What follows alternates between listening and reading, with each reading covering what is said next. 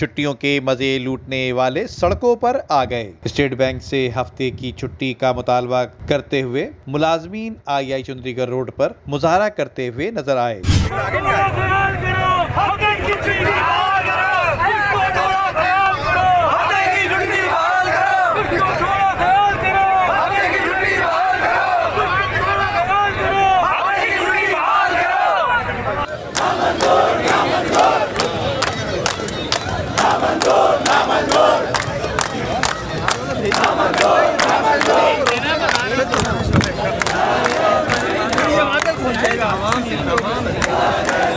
नौमुंतखब हुकूमत के आते ही हफ्ते में 2 छुट्टियों को खत्म करके सिर्फ इतवार की छुट्टी का ऐलान करने पर सरकारी और प्राइवेट इदारों के मुलाजमीन कराची के इलाके आई चुंदरीगढ़ रोड पर जुमा की नमाज के बाद सड़क ब्लॉक करके मुजाहरा करते हुए नजर आए।